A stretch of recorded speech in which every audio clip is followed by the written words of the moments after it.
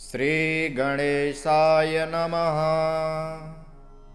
श्रीमद् भगवद गीता अध्याय 14 गुण त्रय विभाग योग। इस अध्याय में सबसे पहले प्रकृति और पुरुष द्वारा जगत की उत्पत्ति के बारे में भगवान श्री कृष्ण बताते हैं। चलिए हम इसका श्रवण करते हैं।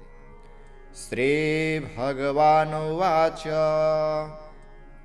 परम भ्रुवः प्रवक्ष्यामि ज्ञानानम्मानमुत्तमम् यज्ञात्वा मुनयः सर्वे परां सिद्धिमितो गतः इदं ज्ञानमुपाश्रित्य मम साधर्यमागतः सर्गेऽपि नोपजायन्ते प्रलये न व्यथंचित। अर्थात भगवान श्री कृष्ण कहते हैं कि हे अर्जुन, समस्त ज्ञानों में भी सर्वश्रेष्ठ इस परम ज्ञान को मैं तेरे लिए फिर से कहता हूँ, जिसे जानकर सभी संत मुनियों ने इस संसार से मुक्त होकर परम सिद्धि को प्राप्त किया है। इस ज्ञान में स्थिर होकर वह मनुष्य मेरे जैसे स्वभाव को ही प्राप्त होता है। वह जीव न तो सृष्टि के प्रारंभ में ही फिर से उत्पन्न होता है और न ही प्रलय के समय कभी व्याकुल होता है। मम यो निर्महद् ब्रह्मा तस्मिन् गर्भं दधाम्यहम् संभवः सर्वभूतानां ततो भवति भारत। अर्थात सर्वयोनिषु कौन्तेय मूर्तयः संभवन्ति यः तसां ब्रह्म महद्योनिरहं बीजप्रदः पिता। अर्थात भगवान श्री कृष्ण कहते हैं, हे भरतवंशी, मेरे यह 8 तत्वों वाली जड़ प्रकृति जैसे जल, अग्नि, वायु, प्रकृति, आकाश, मन, बुद्धि और अहंकार ही समस्त वस्तुओं को उत्पन्न करने वाली योनि है और मैं ही ब्रह्म यानी आत्मा रूप में चेतन रूपी बीज को स्थापित करता हूँ। इस जड़ चेतन के संयोग से भी सभी चर अचर प्राणियों का जन्म संभव होता है। हे कुंती पुत्र, समस्त योनियों में जो भी शरीर धारण करने वाले प्राणी उत्पन्न होते हैं, उन सभी को धारण करने वाली ही जड़ प्रकृति ही माता है और मैं ही ब्रह्म यानी आत्म बीज रूप को स्थापित करने वाला पिता हूँ। प्रकृति के गुणों की क्रियाशीलता। सत्वं रजतम इति गुणा प्रकृति संभवः निबद्धन्ति महाबाहो देहे देहिनमव्ययम् तत्र सत्वं निर्मलत्वा त्वत्प्रकाशमनायम सुख संगेन बंधानि ज्ञान संगेन चानघ। भगवान श्री कृष्ण कहते हैं, हे महाबाहु अर्जुन, सात्विक गुण, राजसी गुण और तामसिक गुण, यह तीनों गुण भौतिक प्रकृति से ही उत्पन्न होते हैं। प्रकृति से उत्पन्न तीनों गुणों के कारण ही अविनाशी जीवात्मा शरीर में बंध जाती है। हे निष्पाप अर्जुन, सतोगुण अन्य गुणों की अपेक्षा अधिक शुद्ध होने के कारण पाप कर्मों से जीव को मुक्त करके आत्मा को प्रकाशित करने वाला होता है, जिससे जीव सुख और ज्ञान के अहंकार में बंध जाता है। रजो रागात्मकं वृद्धे तृष्णा संग समुद्भवम् तन्निबन्धानि कौन्तेय कर्म संगेन देहिनम् तं सत्त्वज्ञानजं वृद्धि मोहनं सर्वदेहिनां प्रमादालस्य निद्राभे तन्निबन्धाति भारत। अर्थात भगवान श्री कृष्ण कहते हैं, हे कुंती पुत्र, रजोगुण को कामनाओं और लोभ के कारण उत्पन्न हुआ समझ, जिसके कारण शरीरधारी जीव सकाम कर्मों में बंध जाता है। हे भरतवंशी, तमोगुण को शरीर के प्रति मोह के कारण अज्ञान से उत्पन्न हुआ समझ, जिसके कारण जीव प्रमाद, आलस्य और निद्रा द्वारा बंध जाता है। सत्वं सुखे संजयते रजः कर्मणि भारत ज्ञानमावृत्य तु तमः प्रमादे संजयत्युत रजस्तमश्चाभिभूय सत्वं भवति भारत रजः सत्वं तमश्चैव तमः सत्वं रजस्तथा। अर्थात हे अर्जुन, सतोगुण मनुष्य को सुख में बांधता है, रजोगुण मनुष्य को सकाम कर्म में बांधता है और तमोगुण मनुष्य के ज्ञान को ढक कर प्रमाद में बांधता है। हे भरतवंशी अर्जुन, रजोगुण और तमोगुण के घटने पर सतोगुण बढ़ता है, सतोगुण और रजोगुण के घटने पर तमोगुण बढ़ता है। इसी प्रकार रजोगुण और सतोगुण के घटने पर तमोगुण बढ़ता है। सर्वद्वारेषु देहेऽस्मिन् प्रकाश उपजायते, ज्ञानं यदा तदा विद्या द्विवृद्धं सत्त्वमित्युत। लोभं प्रवृत्तिरारम्भ कर्मणामशमः स्पृहा, रजस्येतानि जायन्ते विवृद्धे भरतर्षभ। अर्थात जिस समय इस शरीर के सभी 9 द्वारों, 2 आँखें, 2 कान, 2 नथुने, मुख, गुदा और उपस्थ में ज्ञान का प्रकाश उत्पन्न होता है, उस समय तमोगुण विशेष वृद्धि को प्राप्त होता है।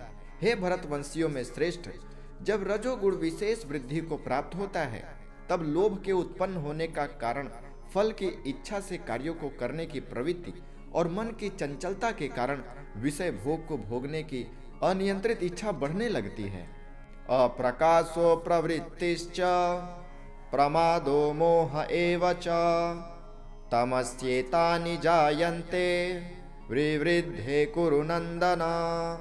यदा सत्त्वे प्रवृद्धे तु प्रलयं याति देहभृत, तदोत्तम विदां लोकान् अला प्रतिप्रपद्यते। अर्थात भगवान श्री कृष्ण कहते हैं, हे कुरुवंशी अर्जुन, जब तमोगुण विशेष वृद्धि को प्राप्त होता है, तब ज्ञान रूपी अंधकार कर्तव्य कर्मों को न करने की प्रवृत्ति, पागलपन की अवस्था और मोह के कारण न करने योग्य कार्य करने की प्रवृत्ति बढ़ने लगती है। जब कोई मनुष्य सतोगुण की वृद्धि होने पर मृत्यु को प्राप्त होता है, तब वह उत्तम कर्म करने वालों के निर्मल स्वर्ग लोक को प्राप्त होता है। रजसि प्रलयं गत्वा कर्म संगी सुचायते, तथा प्रलीनस्तमसे मूढ़ योनि सुजायते। कर्मणः सुकृतस्याहुः सात्विकं निर्मलं फलं, रजसस्तु फलं दुःखं ज्ञानं तमसः फलम्। अर्थात जब कोई मनुष्य रजोगुण की वृद्धि होने पर मृत्यु को प्राप्त होता है, तब वह सकाम कर्म करने वाले मनुष्यों में जन्म लेता है, और उसी प्रकार तमोगुण की वृद्धि होने पर मृत्यु को प्राप्त मनुष्य पशु पक्षियों आदि निम्न योनियों में जन्म लेता है। सतोगुण में किए गए कर्म का फल सुख और ज्ञान युक्त निर्मल फल कहा गया है। रजोगुण में किए गए कर्म का फल दुख कहा गया है, और तमोगुण में किए गए कर्मों का फल अज्ञान कहा गया है। सत्वात् सज्जायते ज्ञानम रजसो लोभ एव च, प्रमादमोहो तमसो भक्तो ज्ञानमेव च।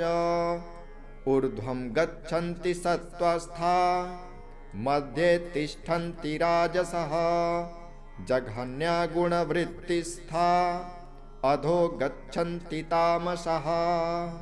अर्थात भगवान श्री कृष्ण अर्जुन को बताते हैं कि सतोगुण से सात्विक ज्ञान उत्पन्न होता है, रजोगुण से निश्चित रूप से लोभ ही उत्पन्न होता है, और तमोगुण से निश्चित रूप से प्रमाद मोह अज्ञान ही उत्पन्न होता है। सतोगुण में स्थित जीव स्वर्ग के उच्च लोक को जाता है, रजोगुण में स्थित जीव मध्य में पृथ्वी लोक में ही रह जाता है, और तमोगुण में स्थित जीव पशु आदि नीच योनियों में नरक को जाता है। गुणातीत पुरुष के लक्षण। नान्यं गुणेभ्यः कर्तारं यदा द्रष्टानुपश्यते, गुणेभ्यश्च परं वेत्ति मद्भावं सोऽधिगच्छते। गुणानेतानतीन्द्रिये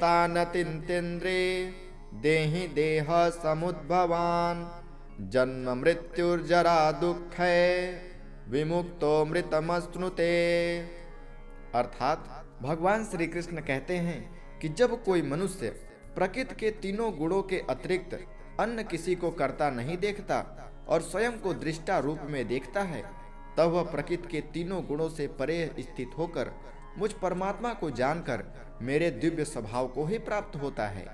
जब शरीरधारी जीव प्रकृति के इन तीनों गुणों को पार कर जाता है, तब वह जन्म, मृत्यु, बुढ़ापा तथा सभी प्रकार के कष्टों से मुक्त होकर इसी जीवन में परम आनंद स्वरूप अमृत का भोग करता है।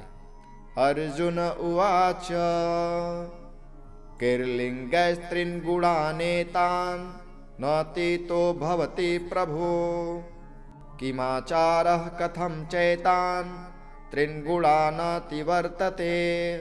अर्थात अर्जुन ने पूछा, हे प्रभु, प्रकृति के तीनों गुणों को पार किया हुआ मनुष्य किन लक्षणों के द्वारा जाना जाता है और उसका आचरण कैसा होता है, तथा वह मनुष्य प्रकृति के तीनों गुणों को किस प्रकार से पार कर पाता है। श्री भगवानुवाच प्रकाशं च प्रवृत्तिं च मोहमेह च पांडव न द्वेष्टिं संप्रवृत्तानि न निवृत्तानि कांगच्छते उदासीन वदासीनो गुणैर्यो न विचाल्यते गुणावर्तन्त इत्येव योऽवतिष्ठति नेङ्गते। अर्जुन के इस सवाल का जवाब देते हुए भगवान ने कहा, जो मनुष्य ईश्वरीय ज्ञान रूपी प्रकाश तथा कर्म करने में आसक्ति तथा मोह रूपी अज्ञान के बढ़ने पर कभी भी उनसे घृणा नहीं करता तथा समान भाव में स्थित होकर न तो उसमें प्रवृत्त होता है और न ही उनसे निवृत्त होने की इच्छा ही करता है, जो उदासीन भाव में स्थित रहकर किसी भी गुण के आने जाने से विचलित नहीं होता और गुणों को ही कार्य करते हुए जानकर एक ही भाव में स्थिर रहता है। सम दुख सुख स्वस्थः समलोष्टास्म कांचन तुल्या प्रिया प्रियो धीरस् तुल्य निंदात्म संस्तुतिः मानापमानयोस्तुल्य तुल्यो मित्रारिपक्षयोः सर्वारंभ परित्यागी गुणातीतः सा उच्यते। अर्थात जो सुख और दुख में समान भाव में स्थित रहता है, जो अपने आत्म भाव में स्थित रहता है, जो मिट्टी, पत्थर और स्वर्ण को एक समान समझता है, जिसके लिए न तो कोई प्रिय होता है और न ही कोई अप्रिय होता है, तथा जो निंदा और स्तुति में अपना धीरज नहीं खोता, जो मान और अपमान को एक समान समझता है, जो मित्र और शत्रु के पक्ष में समान भाव में रहता है, तथा जिसमें सभी कर्मों को करते हुए भी कर्तापन का भाव नहीं होता, ऐसे मनुष्य को प्रकृति के गुणों से अतीत कहा जाता है। मां च यो व्यभिचारेण भक्ति योगेन सेवते स गुणान् समितेत्येता ब्रह्म भूयाय कल्पते ब्रह्मणो हि प्रतिष्ठाहम् ममृतस्य व्ययस्य च शाश्वतस्य च धर्मस्य सुखस्यैकान्तिकस्य च। अर्थात जो मनुष्य हर परिस्थिति में बिना विचलित हुए अनन्य भाव से मेरी भक्ति में स्थिर रहता है, वह भक्त प्रकृति के तीनों गुणों को अतिशीघ्र पार करके ब्रह्म पद पर स्थित हो जाता है। उस अविनाशी ब्रह्म पद का मैं ही अमृत स्वरूप, शाश्वत स्वरूप, धर्म स्वरूप और परम आनंद स्वरूप एकमात्र आश्रय हूँ। ओम तत्सदिति श्रीमद्भगवद्गीतासूपनिषत्सु ब्रह्म विद्यायां योगशास्त्रे श्री कृष्ण अर्जुन संवादे प्राकृति गुण विभाग योगो नाम चतुर्दशोऽध्यायः। इस प्रकार उपनिषद, ब्रह्म विद्या तथा योग शास्त्र रूप श्रीमद् भगवद गीता के श्री कृष्ण अर्जुन संवाद में प्राकृतिक गुण विभाग योग नाम का 14वां अध्याय संपूर्ण हुआ। हरि ओम।